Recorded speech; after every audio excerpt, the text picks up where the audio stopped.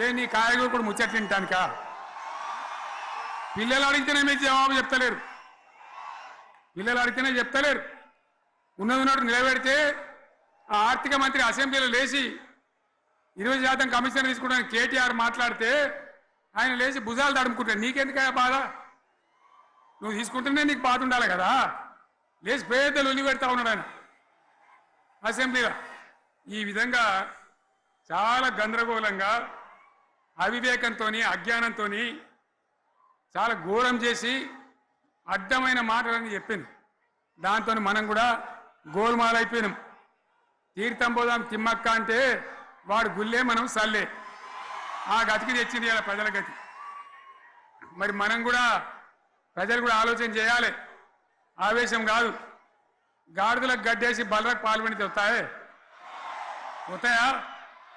మరి ఇప్పుడు ఏం చేయాలో ఆలోచించాలి. ఓ తమ్ముడు అన్నాడు హైదరాబాద్లో ఆయన ఇల్లు కూడా కొడితే, కేసీఆర్ అన్నా యాడున్నావు నువ్వు రావాలి, కత్తి వాంచేతలు పడితే యుద్ధం నన్ను చేయమని పడుతుంది. అంతేనా? ఇది కూడా విచారించాలి ప్రజలు. మీకు అర్థం కావాలని నేను చెప్తా ఉన్నా. డేట్ మీరు ఫిక్స్ చేయండి. ఏ డేట్ మీద అసెంబ్లీ పెట్టమంటారో మీరు ఫిక్స్ చేయండి. మీరు చెప్పిన ప్రతి అంశాన్ని, అది 4 రోజులు కానివ్వండి, 6 రోజులు కానివ్వండి, 8 రోజులు కానివ్వండి, ప్రతి అంశాన్ని మీరు చేసిన ఘనకార్యాలేంటో, ఆ గొప్ప ఘనకార్యాలేంటో చెబుతూ ఈ గడిచిన 10 సంవత్సరాల్లో మీరు చేసిన ఘనకార్యాలని, ఈ 15 నెలల్లో జరిగిన అభివృద్ధి సంక్షేమాన్ని ప్రజలకి చర్చించడానికి మీరు సిద్ధమా? తెలంగాణను ఆగం చేసిన వాళ్ళు ఆనాడు ఉన్నటువంటి కాంగ్రెస్ నాయకులు అని చెప్పి కూడా నేను మనవి చేస్తా ఉన్నా. చంద్రబాబు నాయుడు ఆనాడు ముఖ్యమంత్రిగా ఉండి ఎంత ఘోరమంటే హైదరాబాద్ నడిబొడ్డున ఉండే తెలంగాణ గడ్డలో ఉండేటువంటి రాజధానిలో మన శాసనసభలో తెలంగాణ పదాన్ని నిషేధించినాడు. తెలంగాణ అనవద్దని స్పీకర్ ద్వారా రూలింగ్ ఇప్పించినారు. ఇదే జిల్లాకు చెందినటువంటి ప్రణయ్ భాస్కర్ గారు ఆ రోజు ఎమ్మెల్యేగా శాసనసభలో తెలంగాణ అంటే అది నేరమైనట్టుగా పరిగణించి తెలంగాణ పదాన్ని నిషేధించేటువంటి ప్రయత్నం చేసినారు.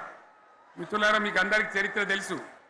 ఆనాడైనా ఏనాడైనా ఈవెన్ ఈనాడైనా తెలంగాణకు విలన్ నంబర్ 1 కాంగ్రెస్ పార్టీ అని మనవి చేస్తా ఉన్నా. కాంగ్రెస్ పార్టీ విలన్ అయితే, ఒకవేళ తెలంగాణ కాంగ్రెస్ పార్టీ ఇయ్యకపోతే కేసీఆర్ 3 చెరువులు దాగినా 100 కేసీఆర్లు వచ్చినా తెలంగాణ ఏర్పడేది కాదు. సోనియా గాంధీ గారు లేకపోయి ఉంటే ఆ మాట ప్రత్యక్షంగా ఆయన తెలుసు. పార్లమెంట్లో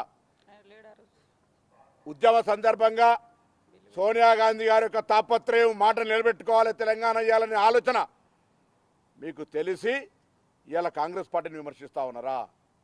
ఇన్ని మాటలు చెప్పి ప్రజల్ని ఏమార్చింది. ఒక ఉచిత బస్ అని పెడితే అది జుట్లు పట్టుకొని కొట్టుకుందానికి మనకత్తాను తప్ప ఏమనికి ఉపయోగపడ్డది లేదు. ఆ మహిళలే అంటారు మాకు ఎందుక ఉచిత బస్, దరిద్రం, మాకు అవసరమే లేదు అంటారు. అటువంటి ఒక్క పథకం పెట్టి ఇక ఇప్పుడు మళ్ళీ పెద్ద నోరు పెట్టుకొని వాళ్ళే మాట్లాడతారు. మా ప్రభుత్వంలో ఇండ్లు ఇవ్వడం జరుగుతుంది, ఉద్యోగాలు ఇచ్చినాము. పేదింటి ఆడబిడ్డలు ఎక్కేది ఏంటిది? ఎర్ర బస్సు. ఇవాళ మీ బిడ్డ అంటే సరే పెద్ద పెద్ద కార్లలో తిరుగుతుంది, చాలా మరి అనుభవిస్తుంది. ఉద్యమ ఆకాంక్షను వాడుకొని మీ కుటుంబం మీరు అధికారంలోకి వచ్చారు, 10 ఏళ్ళు దర్జాగా ఉన్నారు.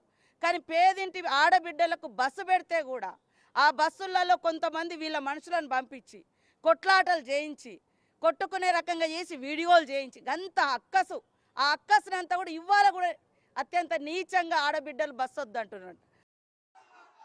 ఇక వశమైతే లేదు రాని భూములు అమ్మకానికి పెడతామంటు అమ్మచ్చు, అత్యవసరమైతే కొన్ని అమ్మచ్చు. ప్రజలకు అవసరం లేని ఉంటే, విలువ వచ్చేది ఉంటే ప్రజల పనుల కోసం కొన్ని అమ్మచ్చు. కానీ ఏదమ్మాలే ఏదమ్మద్దనే విచక్షణ ఉండాలి కదా. యూనివర్సిటీలు అమ్ముతారా? ఇవాళ హైదరాబాద్ యూనివర్సిటీ అమ్ముతున్నారు, రేపు ఉస్మాన్ యూనివర్సిటీ అమ్ముతారు. విలువైన భూములనే అని ఇట్లా కథం పట్టుకుంటూ పోతే ఏమైనా మిగులుతుందా? కాబట్టి ఇది పద్ధత, ప్రభుత్వం నడిపించే విధానమా? వీళ్ళు ఏ విధంగా గోల్మాల్ దింపుతున్నారో దయచేసి ఆలోచించాలని చెప్పి నేను మీ అందరిని కూడా కోరుతా ఉన్నా. ఒక్కొక్క ట్రిప్పు నేను యాదగిరి గుట్టకు పోతే అలా ఎకరానికి 10 లక్షల వాల్యూ పెరుగుతుండే. మరి ఇవాళ ఏమవుతా ఉంది, ఇవాళ ఏం జరుగుతూ ఉంది, మీరందరూ కూడా ఆలోచన చేయాలని కోరుతా ఉన్నా. ఇవాళ రాజ్యం నడపచేతగాక ఎల్లెంకల పడి రాష్ట్రాన్ని ఆర్థికంగా దివాలు తీసి పిచ్చి పనులన్నీ చేసి ఇవాళ అడ్డం పొడుగు మాట్లాడుతూ ఉన్నారు. అన్ని రంగాలలో ఫెయిల్ అయిపోయింది. మరి 20 సంవత్సరాల క్రితము అదే 400 ఎకరాలకు సంబంధించిన హైదరాబాదు యూనివర్సిటీకి సంబంధించిన భూమిని 20 సంవత్సరాల క్రితం ఒక ప్రైవేటు వ్యక్తికి అప్పనంగా అప్పచెప్తే మీరు 10 సంవత్సరాలు ముఖ్యమంత్రి ఉండి కూడా ఎందుకు దాన్ని ఆ ప్రైవేటు వ్యక్తికి అప్పచెప్పిన భూమిని మీరు ఎందుకు స్వాధీనం తీసుకోలే? ఈనాడు రేవంత్ రెడ్డి గారు నిత్యం కూడా హైకోర్టులో సుప్రీంకోర్టులో కూడా ప్రయత్నం చేసి, అంటే మంచి అడ్వకేట్ని పెట్టి వ్యవహారం చేసి ఆ భూమిని ప్రభుత్వానికి అప్పచెప్పే ప్రయత్నం చేయడం జరిగింది. దీన్ని మీరు గొప్పగా ప్రభుత్వం యూనివర్సిటీ అమ్మేస్తారని అంటే చదివేస్తే ఉన్నమతి పోయిందన్నట్టుగా మరి మీరేం గొప్ప నిర్వాహకం చేసినారు?